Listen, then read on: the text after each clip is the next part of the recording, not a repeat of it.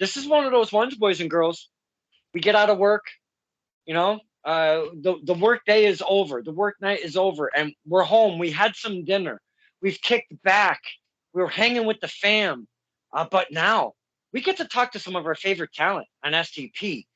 Not only that, some of the, how do I put this, some of the most respected, I'm going to start with that, some of the most respected people out there on the scene. This guy right here, my friends, boys and girls, this is one of those guys. This is Stir the Pot with Don Kincaid and our very special guest, Alex Accetta. Welcome to the show, my friend. Welcome to the show.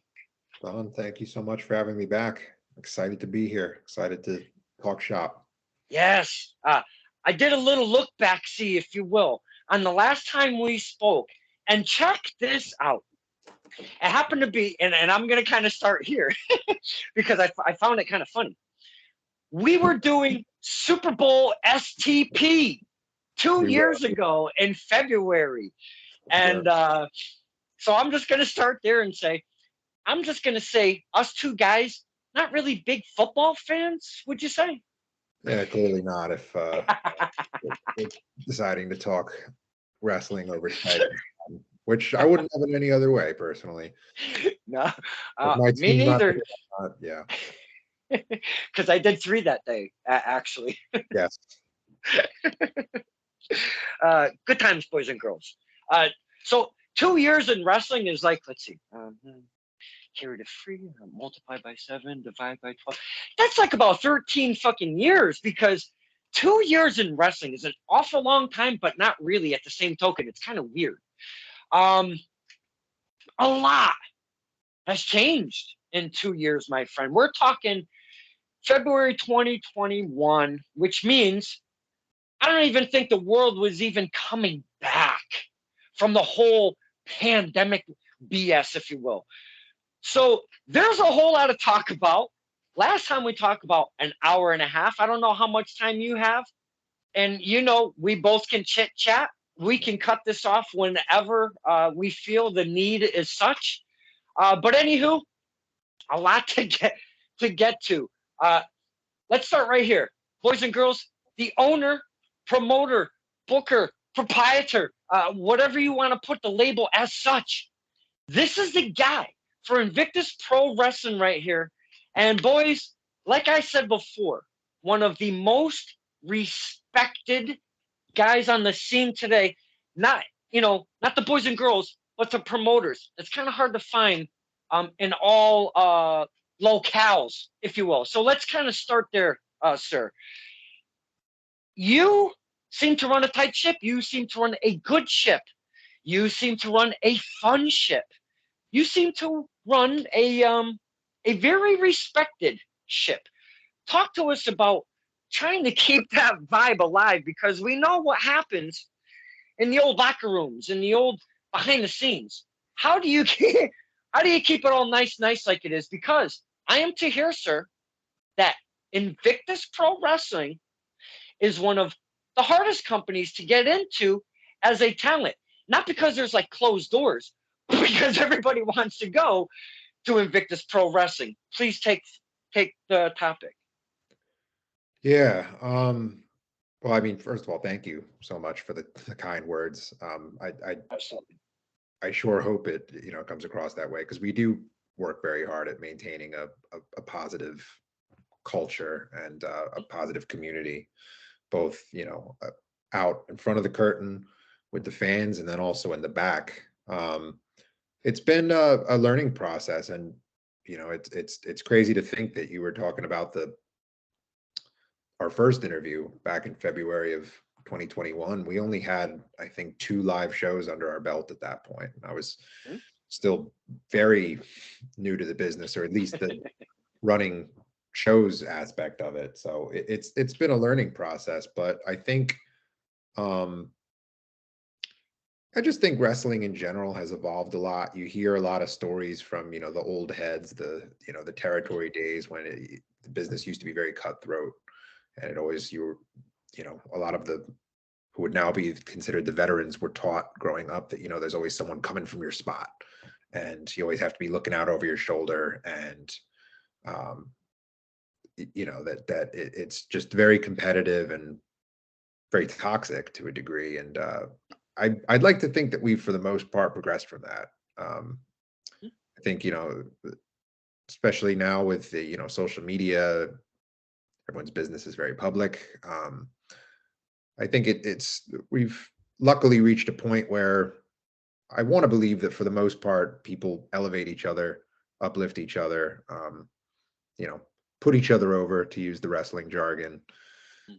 So that's what we really try to emphasize at Invictus. We've been fortunate enough to have, especially since our last conversation, we've had some pretty big names come through. And I always firmly believe that if you're going to book a big name, somebody from TV, we've had, Speedball Mike Bailey recently. Not recently, but he was back last September. We've had Jacob Fatu. And I believe if you're going to book a name like one of those, use them to elevate a talent who deserves it. Maybe somebody who hasn't broken out yet to that bigger scene. I think it's all about our job as independent promoters is to create opportunities for the talents who are grinding and putting in the work to step up to that next platform. So I think I'd like to think that that's a reason why, like you said, the spots at Invictus are so coveted, but we are also selective. We take a lot of pride in our product, and we want to put the best matches in front of the fans as possible. So it's been a learning process, and it seems like you got a good little thing going right now. It's only been a couple years, as we've spoken already, is Invictus. I want to swoop back because I want the boys and girls to get just a tad bit of history. I want to swoop back to the first show. I wasn't there, but my guy, my boy, Jackie G, Joey G from the Sign Rip podcast himself, along with the cohorts he brings into the shows and whatnot. Around here in our area, they're known as the Stepdad Squad. They're known as, formerly known, I believe, as the RJ Rude section. Yes. And currently, the Frost Force. That is something that's been running rampant in our area. But they were at the first one, at the very first Invictus. And check this out, boys and girls. Please, Mr. Accetta, tell us where the setting, the venue, was for the very first Invictus Pro Wrestling. The venue for the very first Invictus Pro Wrestling show was on a sketchy ass farm down in South Central Jersey, Flemington, New Jersey. Yeah. This is September of 2020. We're still very, COVID is still very much a thing. A lot of the indoor venues are not holding events at this time. We were, of course, trying to be very conscientious of all of the guidelines and, keeping everyone safe and healthy. So we were looking around for a venue. Our previous venue had canceled on us, with less than 2 weeks notice. So we were kind of scrambling. Luckily, we found this farm, which the farm apparently hosted several very questionable businesses. It was a paintball and airsoft course. It was obviously it was a working farm. There were farm animals, kind of wandering around. It was a bit of a petting zoo type thing going on. I think the guy, some kind of like nonprofit, like making food for, veterans or homeless people or something. I don't really know, but it was very much like, they had us in the field, like in the back, so you couldn't see the ring or anything from the road. Okay. And I think half the roster that was booked that day missed the turn. Because once you do find the turn, you have to go back. Like when you think you can't go back any farther, you have to go back all the way. You're off-roading at this point. I have here, I'll actually I don't mean to laugh, but please laugh. I'm trying to visualize, and I know, guys. Oh, go ahead.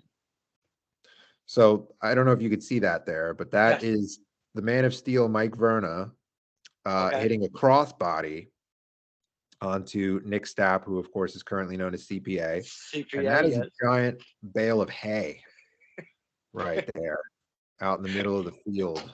And he did a crossbody off of that bale of hay and took out Nick Stapp there. This was Oh in the main man. event of that show. I had this vision, and I know the guys and girls, they don't gear up until they get there and such, but I just had a vision of like a couple wrestlers in a car down a fucking cornfield just driving in their tights and being like, where in the hell are we? Um, okay. They do say, field of dreams, build it and they will come. You built it and they came to the first Invictus. And I absolutely love how you put that in a sketchy ass barn. That might even be the title of this episode. I'm not sure yet. But that is just absolutely beautiful because the art of wrestling, it's not always an easy path. And that one right there, my friends, boys and girls, what a story that will always be in the heart of one Alex Accetta and the many others that were part of said event, uh, presenting the first ever Invictus at a sketchy ass barn. Love that. Yeah, well, that was our first, like, that was the first time that our name, our mantra got put to the test because, Invictus Okay. is unconquered in Right. Latin. Yeah. And we definitely had the odds stacked against us on that day. Sketchy farm notwithstanding, we also, for example, because we were in the middle of the field, there were no power source. We had to run a generator out there. So we're running everything off a generator. Bathrooms, they were porta potties. They were way back at the by the barn. So there were a lot of people just going off into the woods to use the bathroom. It kind of felt like Woodstock a little bit. Yeah. No, we didn't have a locker room. We had to erect this very flimsy tent that Right. the side panels didn't even properly give proper coverage. So we had to like park two cars on either side of the tent that served as the locker room to like brace it up. It was, it was comical the amount of logistical things that went wrong with that show. But here we are, 3 years later, and luckily, it being during COVID, with not really any other shows running, the wrestlers and fans alike were very forgiving.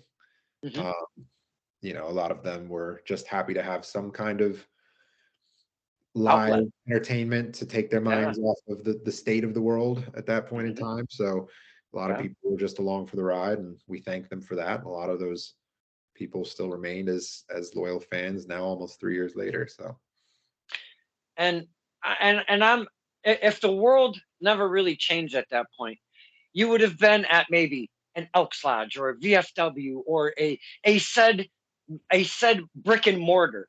That memory would have never happened. Literally, because I mean, that would chances are you would never end up at a freaking farm if everything was right the way it used to, before the whole bit. So you would have never ever ended up in that specific area at that specific time. And I know that all companies go through growing pains, but my goodness, never mind the growing pains, the memories with all of the talent that was there and the fans that were there in that very first show in that environment, never ever can you duplicate that. Never. And I think that's one of those special things, right, my friend? absolutely, yeah, it was definitely a you had to be there. Yes, Yeah. that's what it is. You had to be there. I like that more than a sketchy ass barn. Um,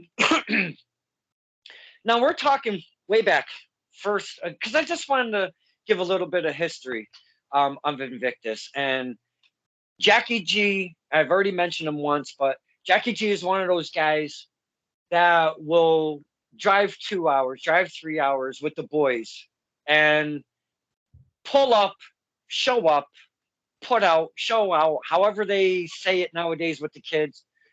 Those guys are just for any wrestling promotion that they walk through the doors of, I feel it's very, and I don't know how to really, it's just a special, it's going to be a good flipping night with those guys in the front row with their energy and their fandom.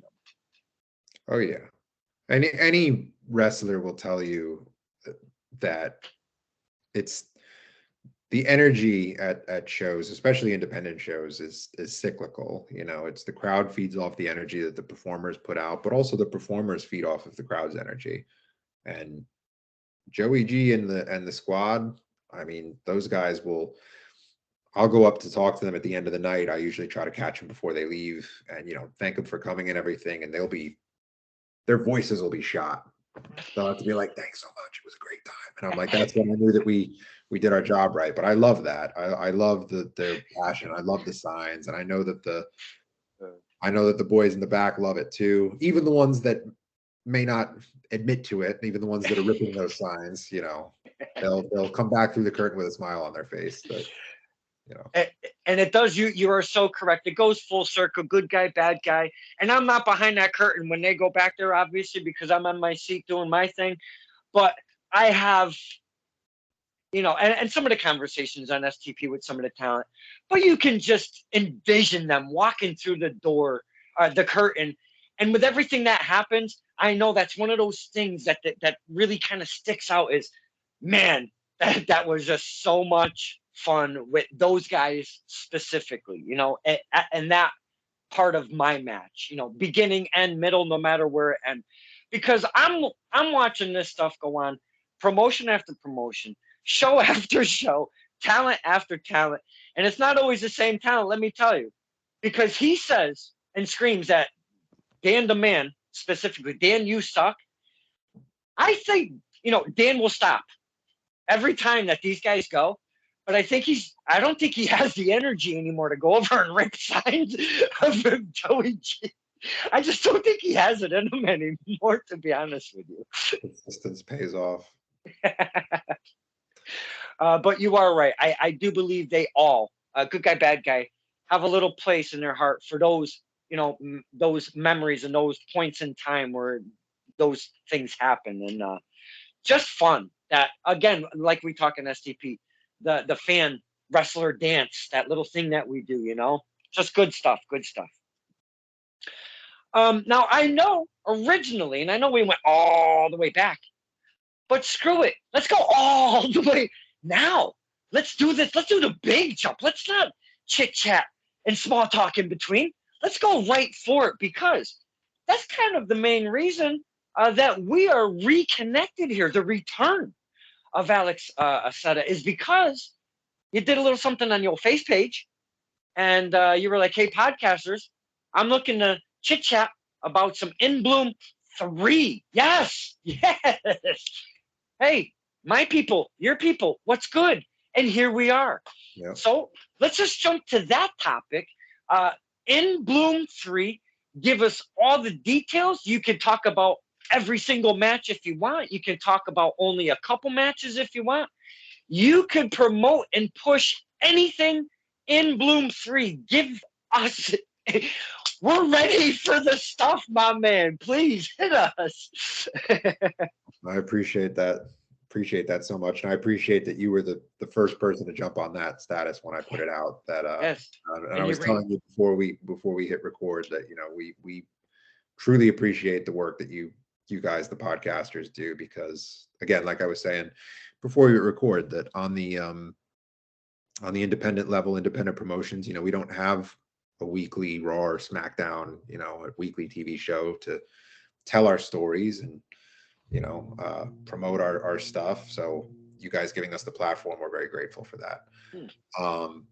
As far as In Bloom 3, it's In Bloom has been kind of like our yearly tradition. We usually do it in the month of April. I've been referring to it as our annual spring spectacular.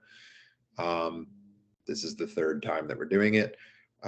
This one is special because it's the first one that we're doing in New York City. The previous 2 years we've been in Jersey. We've been migrating. The fans have told us, will probably tell you that we have been recently migrating across the Hudson River, and we've been running more shows in New York, which is, people will tell you it's more difficult to do over there. You have the athletic commission to deal with. It tends to be a bit costlier, which is just comes with the territory of being in New York, but it's a risk I think that's paid off for us. We've done two and a half shows, I'll say, because the first show we did, there was a no ring. Shows in the Bronx so far, and they all just the energy has been just on another level. Oh yeah, New York City, the New York fans are, yes. yeah. So to have them come in, so we're really excited about this. As far as the matches go, we put together a really stacked lineup. The one match that's become kind of the staple of In Bloom is the Climb for Clout ladder match. So it is a 7-person ladder match, all of them vying for the briefcase, which gives the winner a shot anytime, anywhere at the social media championship. So in the match this year, we have a man that you and I are both extremely fond of, one Jay Bougie. We had to we had to start there. Okay, just get it over and done with. I like that. Pull like a Band-Aid. Yeah. Well, the reason I start with him is because he was the first person to be announced for the ladder match, because at our last show last month in March, he defeated Big Game Leroy in the first ever cheat code match in order to qualify for that. So he earned that spot. He earned is a very loose term. But Jay Bougie, okay. Yeah, if you go back and watch the match, you'll see there was a bit of shenanigans where Nick Shin, our referee, was knocked out, and I actually got in the ring, and I went to count the pin for Leroy, but Bougie somehow managed to turn that around, and I was basically intimidated into counting that pin. So I got you. A bit of a sore subject for me. I feel you. Yeah. So who else is in that match? We got Jay Bougie. We got the Lucha superhero Mantequilla. Smooth as butter. Smooth as butter. Can we just? And I know Jay Bougie's a talent, and all the shenanigans aside, Jay Bougie, great talent in that ring.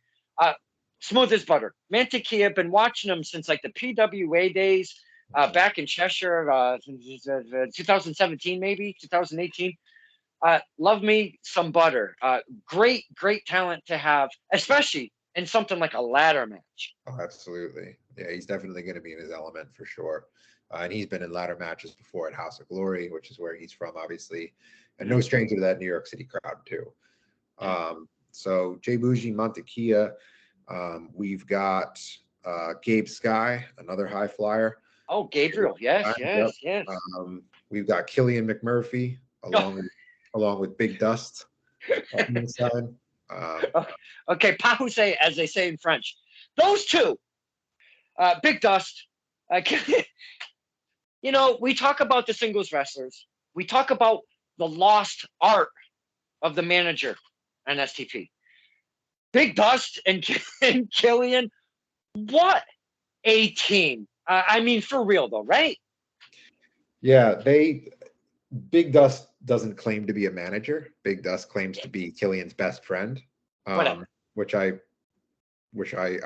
love that. But yeah, Killian has said several times on social media that he plans on throwing Dust off of the ladder onto some of his opponents. So very interested to see how that goes. Okay. So yeah, we got who else? Let's see. Bougie, Monte, Gabe Sky, Killian McMurphy. We're on 4. There's 3 more. Former Invictus tag team champion, one half of the tag team champions, Brandon Watts of Milk Chocolate. One half of Milk Chocolate's going to be in there.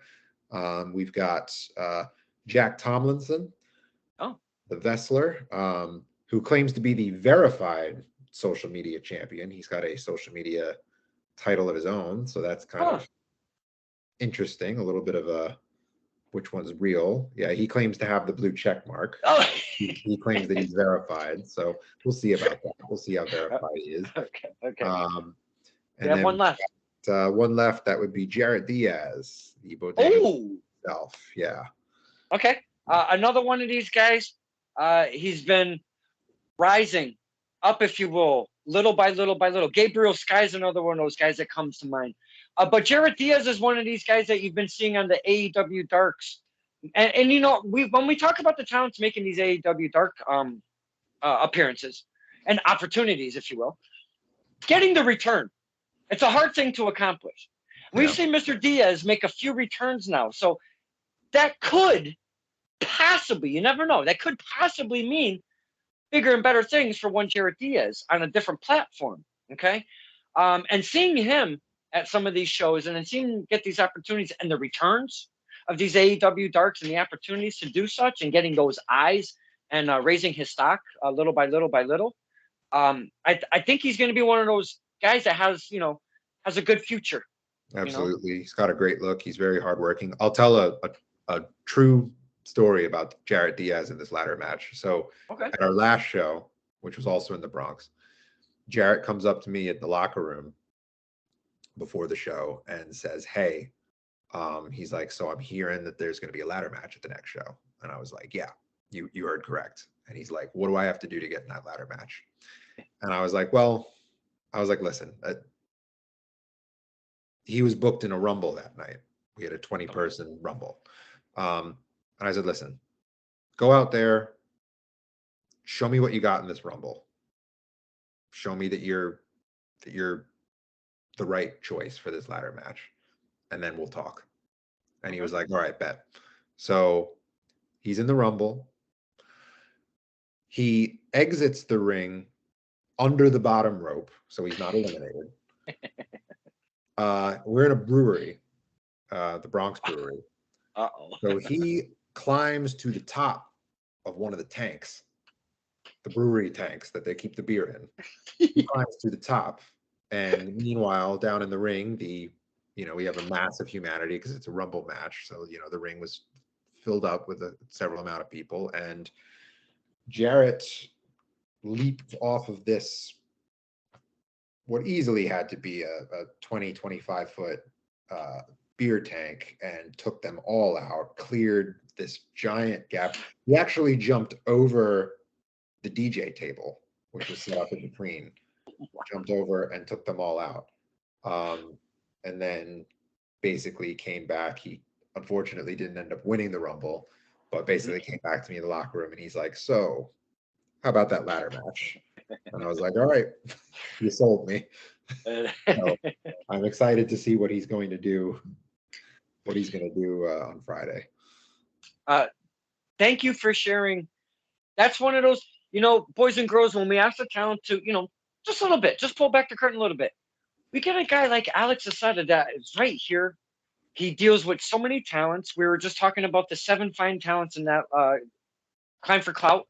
And, just that story alone, sharing with us, the fans, very A, personal.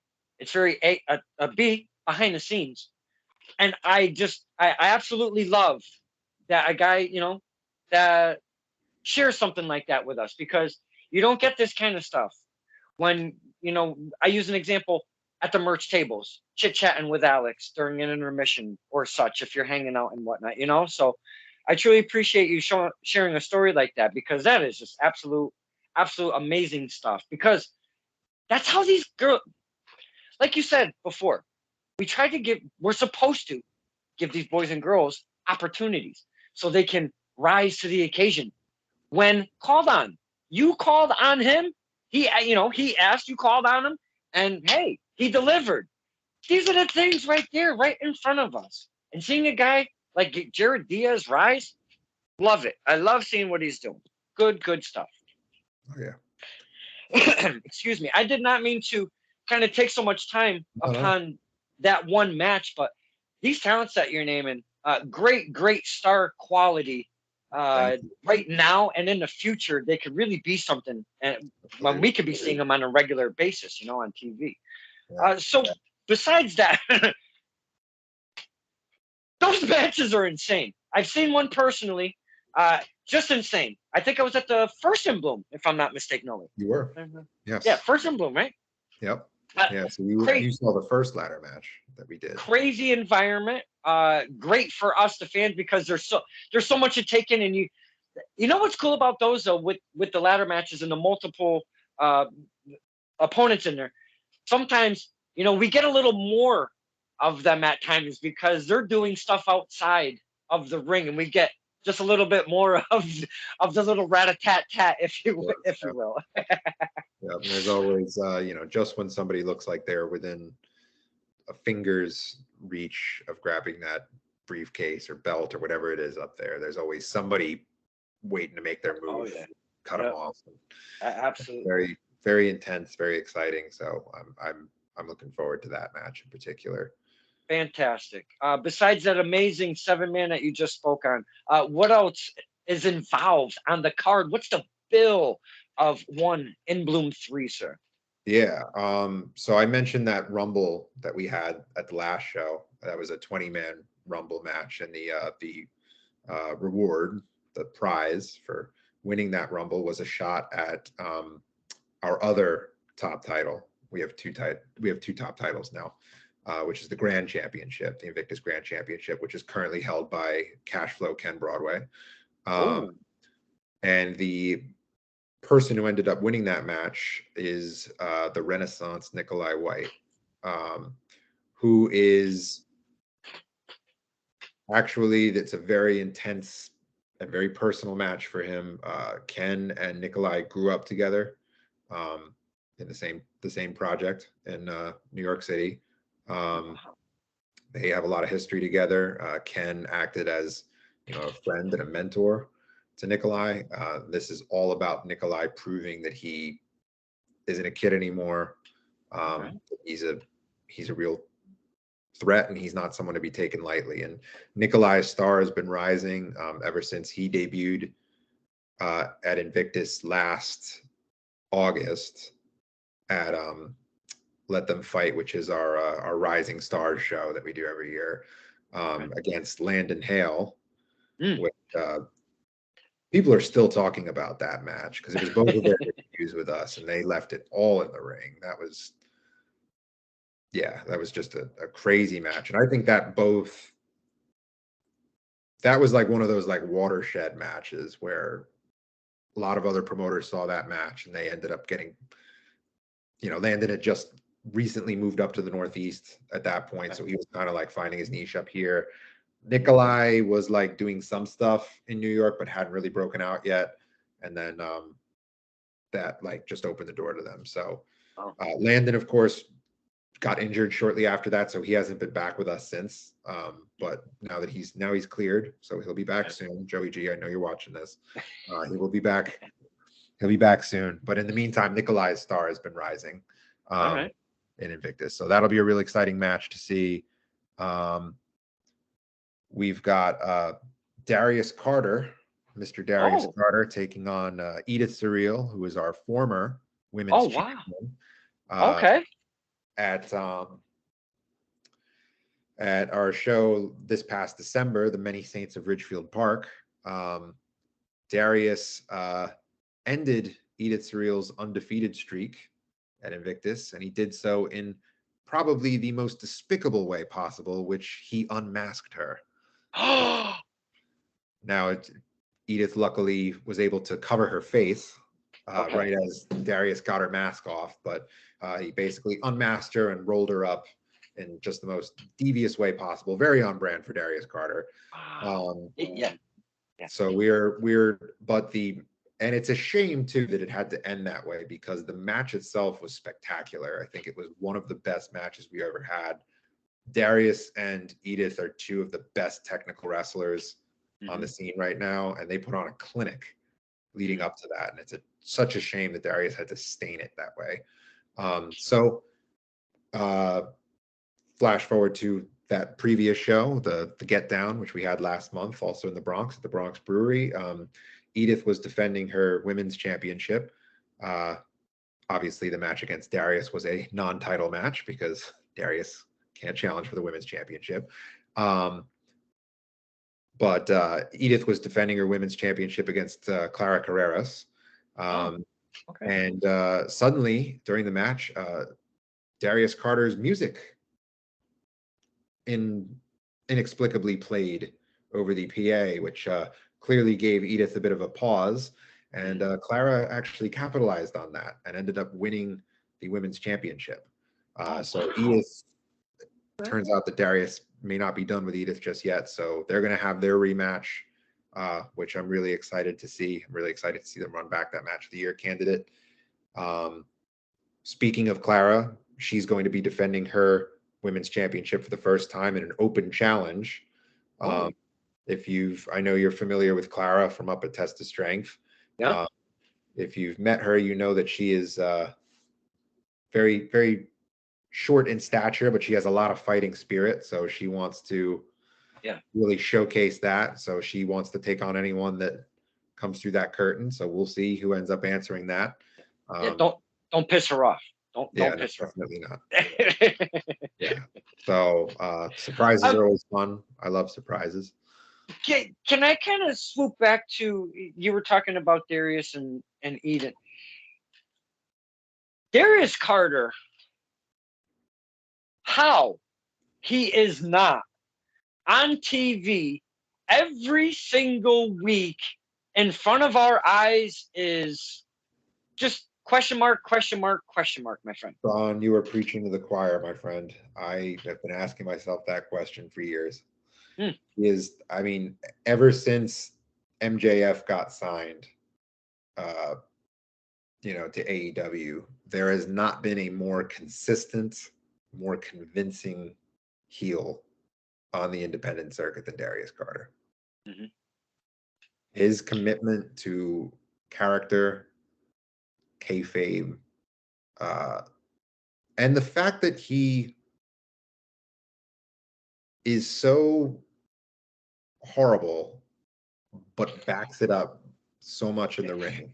Because as I was saying before, his technical wrestling ability is unmatched. So the fact that he's such a jerk, but he's so good at what he does is just wild to me. And the fact that I've seen on multiple occasions fans attempt to fight Darius.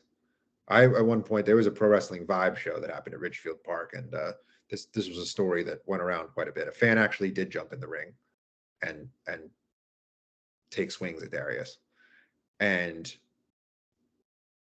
that is not something that you see happen in 2023. That's something that you might have seen back in the 80s, back in the territory days, back down in Mid-South, right? But that's just something that, through the internet, through the exposure of the business, you don't really see happen anymore. So the fact that Darius Carter can go out in the year 2023 and provoke that kind of visceral reaction from a wrestling crowd is just a testament to that man's genius. When I talk about the topic of kayfabe, I'm glad you used that word, because it brings me to, when we speak of kayfabe on STP, I use two guys as an example in our location in the modern day on the indie scene. An immediate to me, except Darius, I've never met, I've never even seen him work live, but I've seen his work multiple times via footage and stuff. I always, and it's just uncanny. There are some guys that may attempt at such, but I always use these two examples. In my immediate area, Dan the Man. And in surrounding areas to me, Darius Carter. And I compare them to the modern day Ric Flair, of how Ric Flair, if he was getting driven in a limo and had to go somewhere, say if he went to a restaurant or if he went to a convenience store, had to buy gum, for Christ's sake, who knows what he had to do, he's always Ric Flair. Never, ever does he turn it off. My guy Darius, my guy Dan the Man, they don't play, man. They do not play. They keep that spirit of kayfabe. They keep the spirit of kayfabe alive in what they do in their craft. And I use, again, both of those gentlemen, those are the two that come to mind first for me specifically. And Darius, another thing about him that I have to put over is that Darius never goes for cheap heat. You'll never hear Darius go out to the ring and get on the mic and say, for example, insult the local sports team, or, talk about, oh, what a trashy, piece of shit town we're in, or even say anything problematic or offensive like so many heels will do. He just states facts, but he twists them and manipulates them in this way that just gets under your skin and makes you really hate him and makes you forget that you were watching entertainment. And I can't speak highly enough of him as a performer, as a, his behavior I have to condemn. Yeah. But as a performer and as a talent, my goodness. He's someone that prior to him actually debuting in Invictus, he had been, I obviously keep a little wish list of people that I want to have on the roster. So he was one when the stars finally aligned and we were able to bring him in. I was Nice. beyond overjoyed. And he's given us just consistent bangers ever since. There's an older lady that comes to the shows regularly at PAPW, Paradise Alley Pro Wrestling in East Haven, Connecticut, run by Paul Roma, Mario Mancini. When this lady shows up, the fist, the vocal, this woman, Alex, will get to the verge of crying because she is so damn mad at that bad guy beating on one of her favorites in the ring. A lot of the times when I'm recording matches and she's there, my focus isn't always on the match. I'm kind of doing one of these. She's just one of those fans that you can really, really get going, that gets caught up in the moment at wrestling. But that brings it all the way back, like you were saying. That's not a 2023 thing. That's a lost art. That used to be an older school kind of thing. Yeah. Certain guys can do it. And to certain fans, really, really get them going. But that's one of those tools, one of the most important tools in the toolbox, if you will, though, right? I mean, that character, and just to piss us off, the bad guys, and really get us under, the skin, and really, we love our good guys, I mean, come on now. And I didn't mean to kind of stay on that topic, but as we talk about the talents, these topics, kayfabe and such, kind of do a little subtext in the conversations. Yeah. Please continue within Bloom 3, my friend, if you could. Yeah. Trying to think what else we have. We have going through all the titles. Sorry, go ahead. You did mention a social media title. Who is the current social media champion right now? The current social media champion is Big Trouble Ben Bishop. Okay, let's all calm down. That dude's 7 foot, man. He claims that he's 6'12", but yeah. 6'12", 15% of a metric ton. I like that. So yeah, if you do the math, that's 7 feet tall, 330 pounds. Big Trouble Ben Bishop is, you talked about Darius before, somebody who, why he's not on TV is unfathomable. Ben is very similar to me. Ben is somebody who is truly what I would call, in the context of, as a promoter, what I look for in talent, Ben is what I would call a unicorn. He looks great.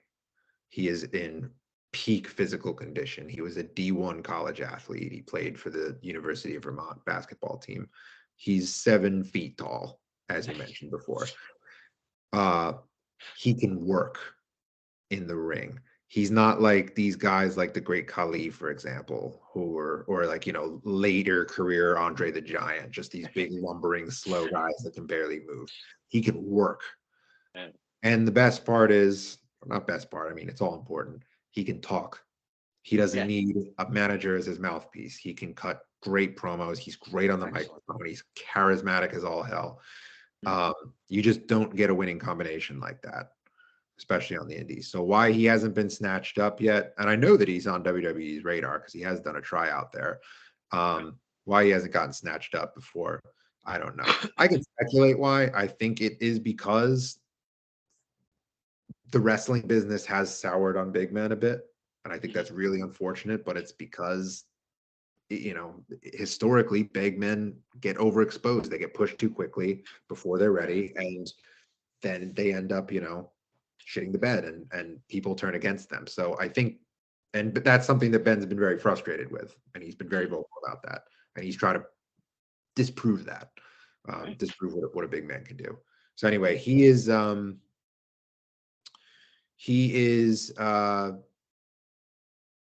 yeah, he's our reigning social media champion. He's held that belt since October.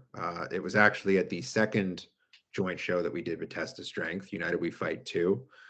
He pinned his former tag team partner, Mucho Chris Muljo, MCM, to win that title in the main event, which was a very good match, very personal match. And he after he won that title, he was on a bit of a Brock Lesnar schedule because, again, pulling the curtain back, he lives down in Atlanta, Georgia. So it was a little bit difficult to get him to come up, coordinate the schedule to get him to come up for all the shows. But he was defending our title down in Georgia at some of That's the cool.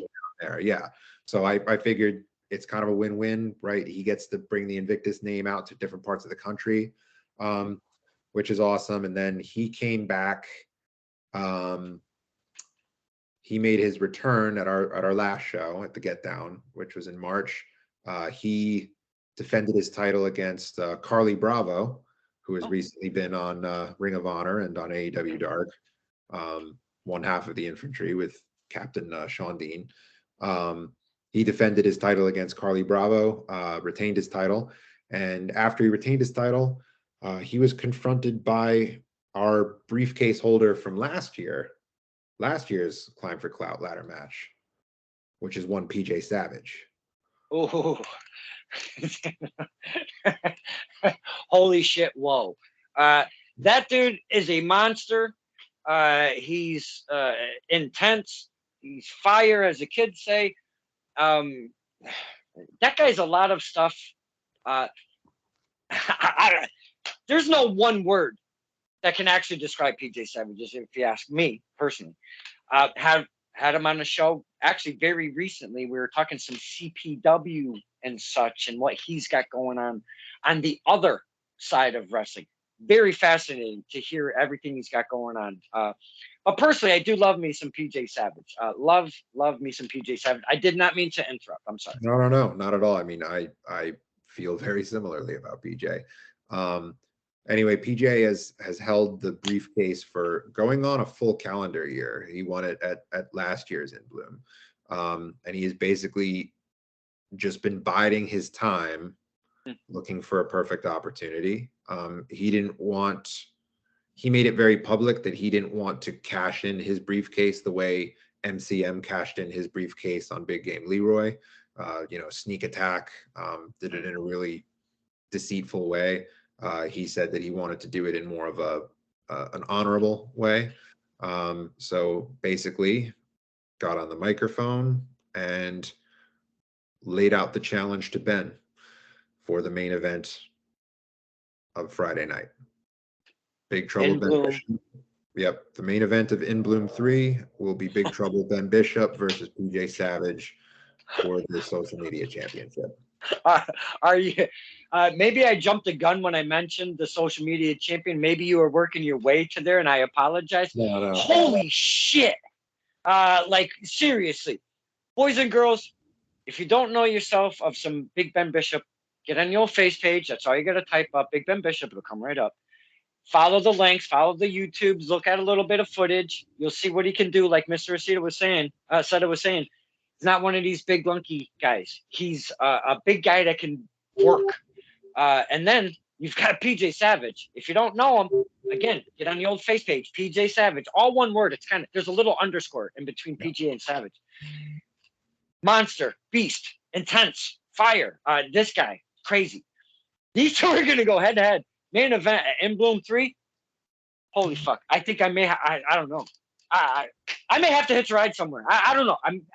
I may have to figure some shit out. Mr. Accetta, that is quite a main event that you have set up there with one Big Bishop versus the current. Now, is it a 1 year hold with the briefcase as such, like, you know, the WWE does and whatnot? Yeah. So the statute of limitations, as it were, with the briefcase is 1 calendar year.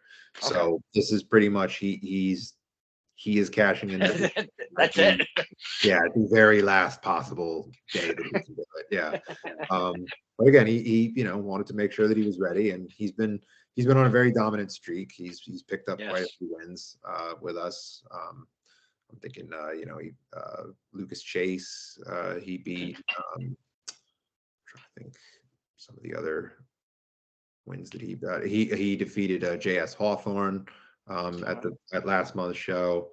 So he's been on quite a roll lately. So I think he's ready. I think he's ready to bring the fight to Ben. Yeah, that sounds absolutely insane, to be honest. Real hard hitting. Yeah, I already told John Radio, whose ring we use, to make sure he brings the extra lumber, make sure he brings those extra boards, because we're gonna need to reinforce that baby. Yeah. Let's kind of just rewind 2 names back. Lucas Chase. Right now, he is being called Unleashed Lucas Chase. It seems like there's an evolution. We speak on STP. There's an evolution of one Lucas Chase going on right in front of our eyes right now. The gear is different. I just saw it firsthand this past Sunday at Bay State Championship Wrestling. It's got the Unleashed right down the middle of his back. Lucas Chase is another one of those guys. Bet on himself, bet on his career, made sacrifices with his family, did the old trip, became the very first ever RWA, Rhodes Wrestling Academy champion ever. No one can take that shit away from him. But transformed his body, his diet, his in-ring, his promo, and then came back to the Northeast and was like, holy shit, this is not the same guy that left about 6 to 8 months ago. Holy crap. Another one of those guys on the rise, if you will, yeah? Yes, and I'm glad you brought him up, or I brought him up, and then you. I'm glad you brought him up, because he'll also be there on Friday. He's going to be in tag team action. He is. I posted the caption when I announced this match. I said, "Hey Bronx, if you thought Lucas Chase was bad, wait until you meet his boss." So Lucas Chase is going to be coming down with victorious BRG. Victorium is coming to Invictus for the first time. And they are going to be taking on the team of Weber Hatfield and Shay McCoy, the outfielders. Lucas Chase, I have a small history. Well, I have a history with one Lucas Chase. BRG, I have 0 personal interactions and such. But that kid, holy caroli, man, does he he can piss off the fans like this. Very easy for him to piss us off. Another one of those kids, very a lot of charisma, good look, good in ring. He's going to be something. And he's one of those guys, though, he's not a big guy. He's got to go against his size in comparing to what a wrestler is, supposed to be, I guess, if you will. But I do feel that one BRG, he's another one on his way as well. Yeah, well, I mean, you mentioned his size or lack thereof. I think that's why him and Lucas together as a tag team works so well. He's got Lucas to kind of make up for that. But good stuff. Yeah, he's someone I've had my eye on for a while. I mean, speaking from someone down in New York, New Jersey, I look to your neck of the woods a lot in terms of scouting talent. You guys are truly spoiled up there. You have a very, very thriving scene up in New England. So I tend to look up there a lot for because I like to mix it up. I don't like to Yeah, all the promotions down here book the same people, and it right. tends to get a little tedious. So I always look to the neighboring kind of regions to see who else I can bring in and mix it up a little bit. So Excellent. Lucas has a very contentious relationship with the crowd in the Bronx because he is a lot of people don't know this, but he's actually from there originally. And he left because he hates it. And he's very vocal about that. And he tells them. Yep, he tells them. We refer to him as the Bronx's prodigal son. Um, so yeah, they don't like that. Yeah, especially moving up to Connecticut of all places, the Gold Coast, like ritzy Connecticut. Yeah. So yeah, that's going to be really good, and it'll be good to have Lucas back. Oh, I shouldn't say good. Like I said, I respect his work ethic. I respect Yes. his ring, but that's where it ends for me. All he does is yell at me. I mean, literally, that's Yeah. all he just does. Jesus, Christmas. Yeah, that's all that stuff. So I'm trying to think of what else I didn't cover yet. We have another tag team match as well for our tag team titles. Those are currently held by Fight or Die. That's Dominic De Niro and Chris Barton. Oh, yes. Fight or die. Again, I don't mean, but I'm gonna interrupt you. Fight or Die. Those guys I've seen for a few years. I started at Test of Strengths, coming in on the training days, and I flipping. Wait, was it there? Maybe PAPW? No, could have been. I think it was TOS. Fell in love with them the very first time I ever saw those guys walk through the door. Their character, their charisma, their personality. Love them, hate them. They don't give a shit. They're coming here to hurt some people. That's all they want. They want to hurt some people, get an envelope. Really, really fantastic tag team is Fight or Die. Oh yeah, yeah. Those guys are just their intensity. I don't know Yes. their theme song that they come out to, that heavy metal theme song. The facial expressions, like Yes. they look like, it reminds me of like you ever seen those videos of like in New Zealand they do the haka, like the war dance, and they're like, yeah, that's what they remind me of. They like channel. Dominic has got like this boxer stance to him, right? Like when he gets into it, right? Barton's just terrifying. He's just this big, silverback of a man. So yeah, they've been on. So they won titles in November.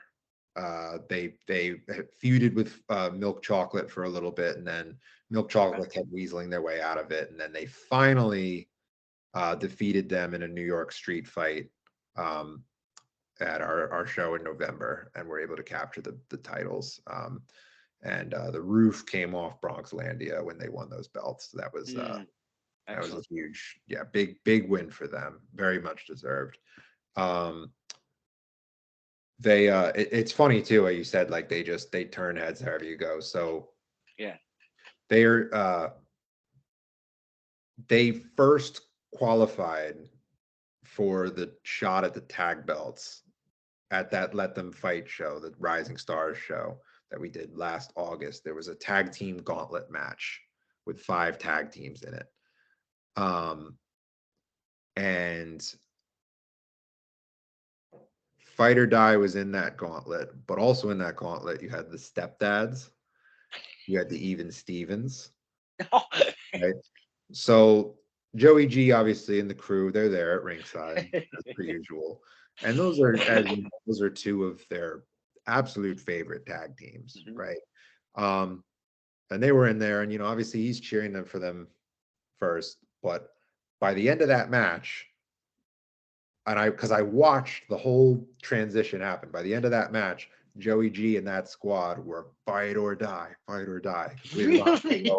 Mean that, and I'm not saying it was like a switch, because I know he still has Stepdads and even Stevens, but the fact that he was able, that they won him over like that, I think just speaks volumes to how talented they are. First impression. That's what I'm talking about. They got me hooked right into them. They were called They had a previous life, East Coast Syndicate, if East I'm Coast not Syndicate is what mistaken. they used to be called. Yeah. Yeah. So I mean, those two. Who would their opponents be? Who are they defending their titles against? So they have been on kind of like this mission since they won the tag belts. They want to kind of like a twofold thing. They want to sort of like restore the prestige of tag team wrestling, which I think is admirable. But they basically are trying to, they want the best competition from every territory. They're trying to take on the best tag teams in each territory. So their first defense was in December against the Goons, Killian McMurphy, Rob Mm, Radke, Big Dust was with them, of course. of Um, course. which led to a very funny spot where Dust, distracted Dom, hopped off the apron, strutted around the ring because he thought he outsmarted them, and then Dom, of course, just hit the other rope, hit a suicide dive onto Dust, um, took him out, also took out a girl in the front row's takeout bag, and then Dom, being the professional that he is, while still laying on the floor after taking out Dust with this dive, checks in her takeout bag to ensure that the food was intact, and then returned it to her, which I popped very hard for that. I thought that was hilarious. Um, so anyway, so the Goons, of course, are from the DMV area down in like Maryland, the Mid-Atlantic states. So took out the Goons from the DMV. Then they faced Kingsglaive, which is Max Zero and Travis Huckabee, who are both Oh, Chikara alumni from Philadelphia. yeah. So took out that tag team as well at our previous show. And now they are facing probably their toughest competition yet in the debuting Hired Gun Inc. So that is Garrett Holiday and the 400-pound, 6'5" Brute Van Slyke, Big Iron himself. Garrett Holiday beat the piss out of me one day, Yeah, and it sucked. yeah. I hate hearing either the two words hired gun or Garrett Holiday. I do. He beat the piss out of me one time. Did I mention it? Yeah, you did. Okay. Sorry to hear that.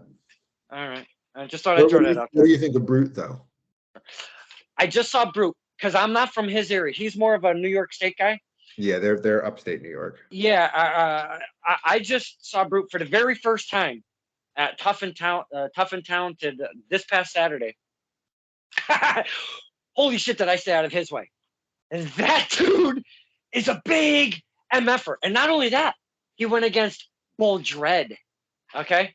So they were both claiming to be icons and beasts and this and that. And that was pretty interesting to say so myself of one Bull Dread verse, Brute Van Slyke. But this hired gun tag team, very questionable. I don't have a place in my heart anywhere for those two together as a collective at all. Not me personally as a fan. No way, no how.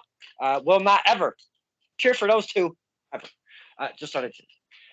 Well, Um, let's hope that maybe Fight or Die is able yeah. to.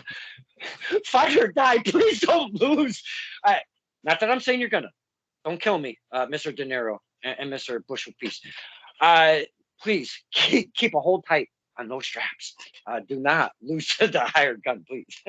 Well, I'll just say what we're all thinking, which is I want to see Barton and Brute go at it.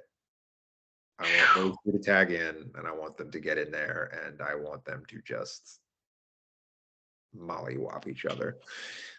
You're just looking for bloodshed, mayhem, chaos, and violence. Yeah. Yeah, that's gonna be real great. Yeah, back in December, I went to the Contest of Champions Super Camp down in Toms River. It was a big. You might have seen some of the workers sharing this stuff. It was a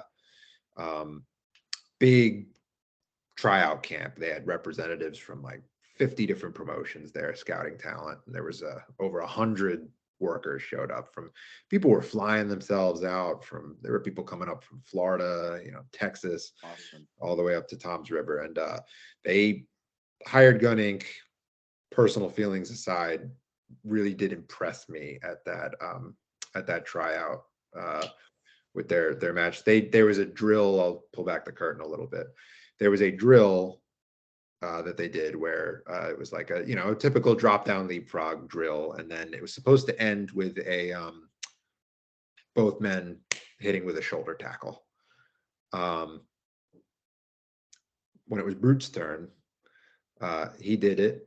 Surprising agility for a man his size. When Very. it came time for the shoulder tackle, this poor man that he was in there with, who was a fraction of his size, he shoulder tackled him legitimately out of his shoes. To the point that this guy, when he got hit and bumped, his shoes went flying off his feet into the crowd. Oh my God. And when I tell you that the pop that resulted, because it was in a high school gym, the bleachers were shaking with the pop that this guy got. And remember, there's no crowd there. This is just the workers Right. who are there in the back. And then Anthony Green, who was the coach leading the camp, gets on the microphone and goes, "Holy shoe, holy shoe," and gets the whole crowd. And again, the crowd is all workers. Just workers. Yeah, this is a closed door thing. Gets everyone fanning it. So when I saw that, I was like, I gotta book this guy. That is flipping amazing. Oh my God. Yeah. So Agility for a big MFer though. I mean, holy cow. Oh, absolutely. Brute's done tours of Japan. Brute tagged with the Great Muda. Oh wow. Yeah. Okay. Maybe I should put a little more something on there. I don't want, again, I stay out of his way. That dude is just too big for me. Yeah, it's crazy to think about, but yeah. So I'm trying to think, just going back to the In Bloom card, I'm trying to think if there's any matches that we might have missed there. We got 8 on the main card. Trying to think. I think that's pretty much. Oh yes, and then there's another women's match that we got as well, a women's triple threat match. That's Abby Jane, Gabby Ortiz, and the debuting, making her very much anticipated debut, Ruthless Lala. Oh, wow, that should be very, very interesting. That's some talent, some personality, and some spitfire, if you will. Yeah, so we're very excited. We've been trying to bring her in forever, and the schedule's just never lined up. And so I'm very excited to have her in there. It's 3 very different styles, 3 very different personalities, so that should be good. We're looking to really add more depth into our women's division. That's one of my goals moving into the rest of this year. So we're hoping that this triple threat will do that. And then I think that's it for the main card. And then we have 2 pre-show matches as well. We're bringing back our Let Them Fight YouTube series. So the pre-show matches will be tapes for that. The 2 pre-show matches, we have Abs, totally not fake, real Abs. And he's going to be taking on Jocko, the Greatest Showman. What? Why are you going to do that to Abs? Jocko's a freaking psychopath. So why am I doing it to Abs? It's because they actually have a bit of history together. They both came up at Gleason's gym, the famous Gleason's gym in Brooklyn under Johnny Rods. They both came in together. So Jocko's trying to find himself a little bit. Takeover is obviously dead and gone now. PJ, Bougie are off doing their own thing. So Jocko's like he's a bit of a lost puppy right now. I think he's trying to find himself, and I think what better way for him to find himself than facing some of the demons of his past, people that he came up in the business with, people from who also came out of Gleason's. So I think he might have a bit of a hit list going, I think, right now. So interested to see that. And then the other pre-show match is a tag team match, and that is Social Influence. Oh, TKO and Ken Powers. Ken Powers, yeah, who have wrestled in singles for us, but this is their first time as a team. And those are two guys who I've watched since before they debuted, while they were still training. Okay. Tyler refed for us for about our first year Mm. of doing shows, and then Tyler had his TKO had his debut match with us. His first ever wrestling match was Oh, with us. wow. Ken, same thing. Ken did ring crew at our first show, the one on the farm, and continued to do ring crew and security for us for years after. So um, it's kind of cool seeing them progress. Mm. And I've been watching the stuff they've been doing with social influence up again in your neck of the woods. I'm always keeping tabs on what goes on up there. So they're excited, I know, to come out and show the Invictus fans what they can do as a team. Mm. Uh, and they are also going to have Clipper Jones in their corner because he's a fellow Team 3D Academy alum. Came up Hmm. with them their cohort, and they are taking on a kind of an impromptu, unlikely tag team in the form of Jason Andrews and Dro Doobie, who is both. They all appeared in the Rumble match at the last show, Friends Who Fight Rumble. Kind of curious to see how this is going to go because Hmm. Dro Doobie, as his name suggests, has a bit of a crush on Mary Jane. And Jason is straight edge. So I don't know how I Oh, don't know how this is gonna work. Yeah. I Um can I mention Mr. Andrews for just a second yeah. because when I originally put up your beautiful picture on the STP graphic and announced that Mr. Accetta was coming on to STP, I wasn't very happy. Yeah, Jason, Jason's we have a bit of a contentious relationship, Jason and I. He's a little bitter because he has been with Invictus for a while. He debuted on our second show ever. And I think he's a little miffed that I'm still sticking him on the pre-show, the kickoff show. Oh, So I think he's a little frustrated at me right gotcha. now, but Hey, we'll see how Friday goes. Impress I me. see. I see The Simpsons with Bart and Lisa doing the. Good stuff. Good stuff. Uh, In Bloom 3, holy card, my friend. You have put together with some amazing talent. And I absolutely love how, as we were going through the matches, we discussed the talent. We talked about all of the beauty surrounding the rising stars and everything going on with the talents. I absolutely love that we did that match per match. That was very, very cool. There's a lot going on in Bloom 3, my friend. Yeah, it's a big deal, and I'm excited to be doing it in New York City. I'm excited to be doing it in the Bronx. We've we're only a few shows in there, but we've been developing a really rabid fan base. The Bronx is one of those areas where it's an underserved borough. It's often called the forgotten borough of New York City because when people think of not just wrestling but any kind of live entertainment, music, comedy, drag shows, you know, uh, anything of that sort, they think Manhattan, they think Brooklyn. Those are like the sexy boroughs, the ones where people think of the lights of New York City, they think of that. And the Bronx is they're starved for any kind of live entertainment. So when we bring that to them, they show up and show out. And the Bronx it's a market that's been hasn't had wrestling for a while. Actually, I'll grab it real quick. Uh, Well, while you're doing that, I've been to Dario's Fitness in the Bronx twice, and once with my pops and once with LC, my sister LC.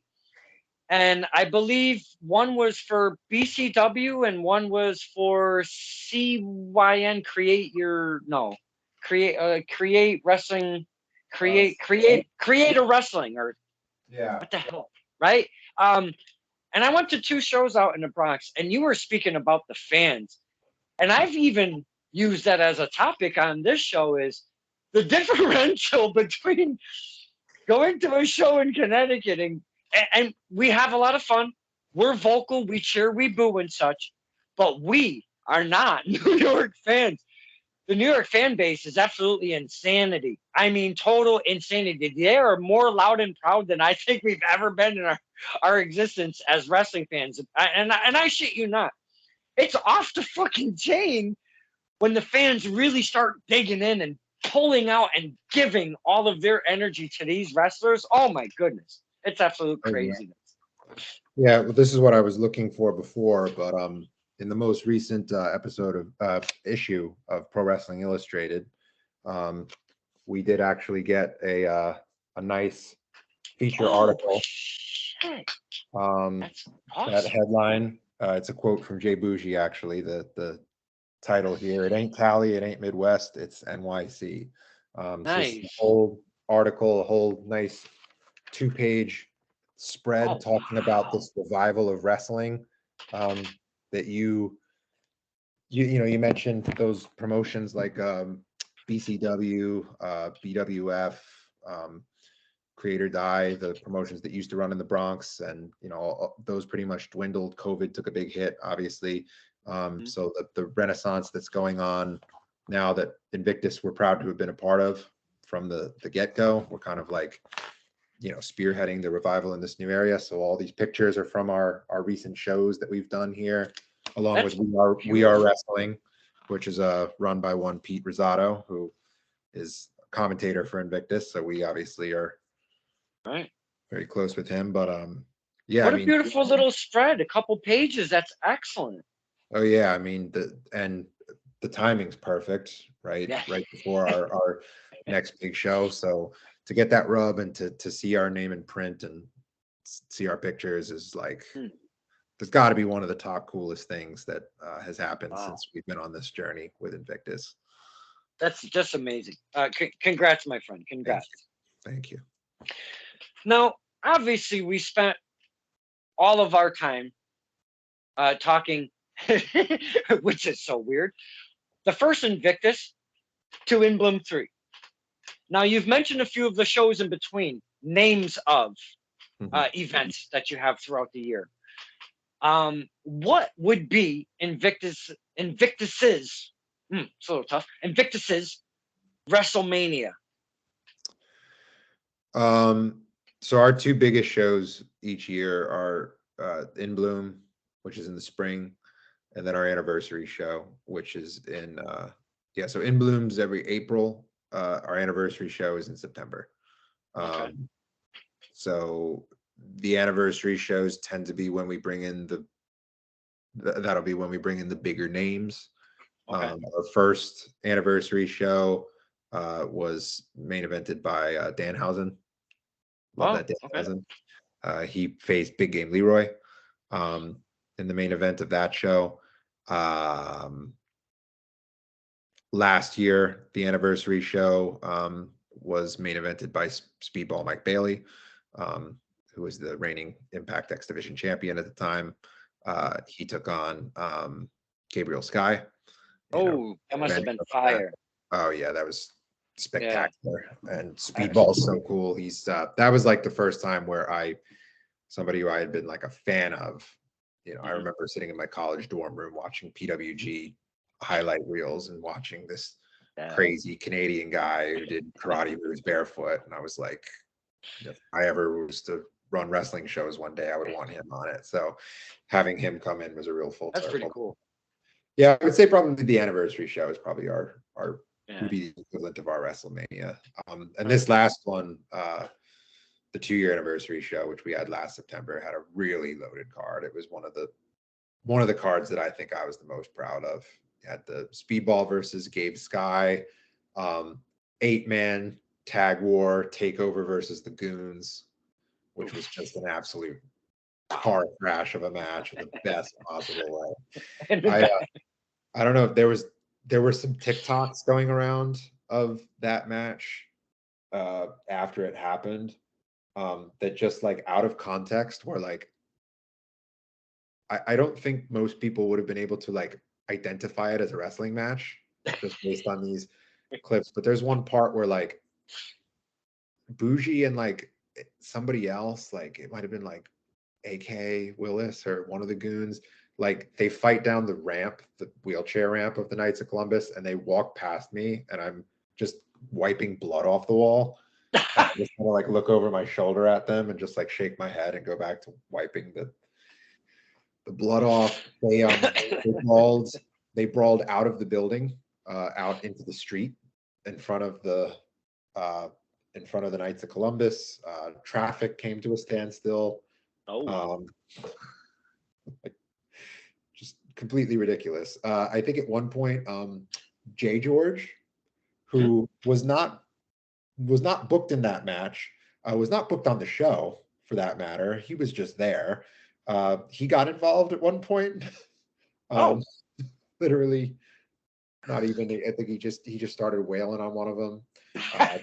He started wailing on Dust. Actually, he started beating the shit out of Big Dust, and then the referee Nick Pierce came over to try to stop. There's a part in it where, okay, imagine if you will. There's a part where you see Jay George just goes up to Dust, and he just starts wailing on Dust, just beating the shit out of Dust. Nick Pierce, the referee, goes up to try to break it up. The camera pans away for a couple seconds, and it goes over to like two of the other guys fighting, and then it goes back, and Nick Pierce, the referee, has joined in beating the like, yeah. it was so chaotic and wild. And then Bob Culture Podcast gave it the Indie Match of the Year award. Oh, yeah. And that like pissed off a lot of people because they were like, this was barely even a wrestling match.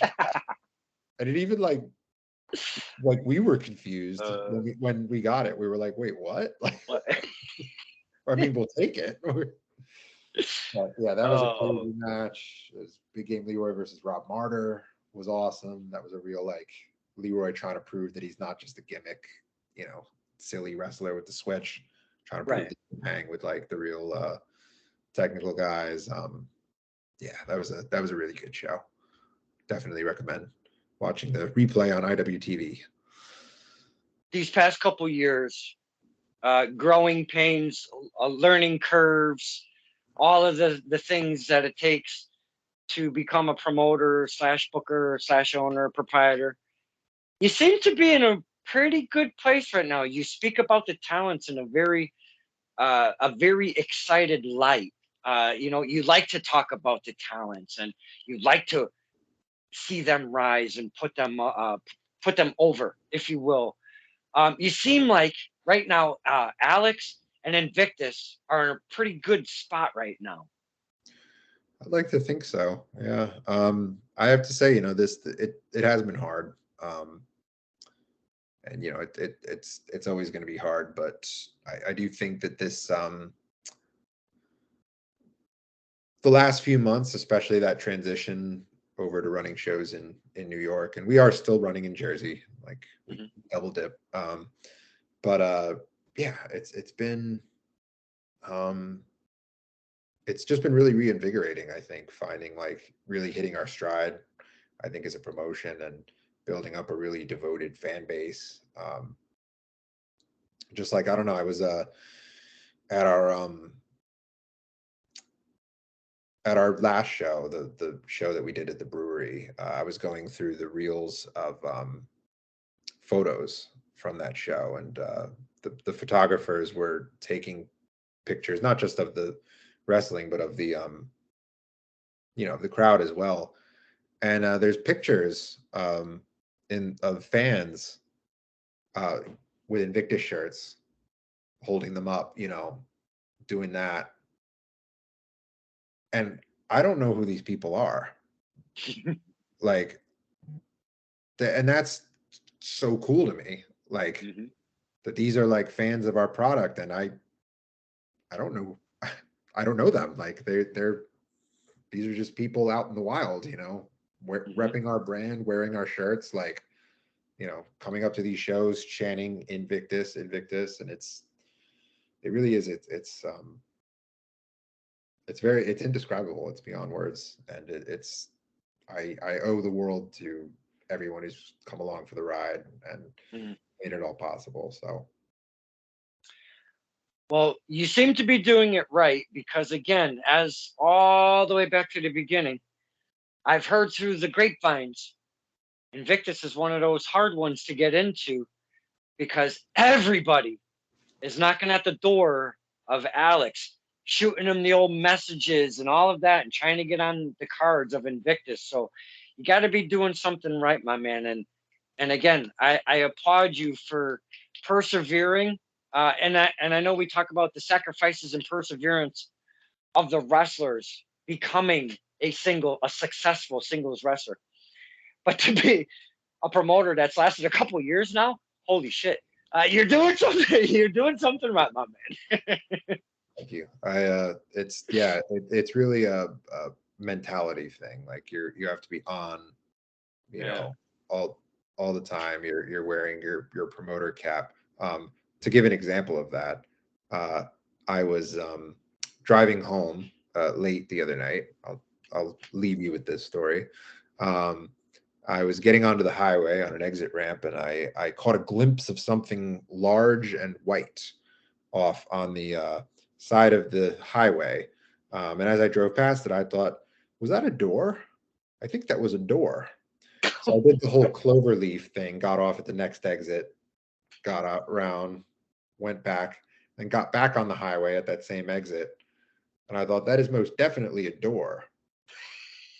So I threw my hazards on, I pulled over, I grabbed that Shut door. up. Shut up. So you can bet that somebody's going to be going through it on Friday. Oh my God. This is at like 10 or 11 o'clock at night. This guy's got a door. Yeah, Wait, was that a door? that Maybe was that's what I'll call this episode. Was that a door? yeah, yeah.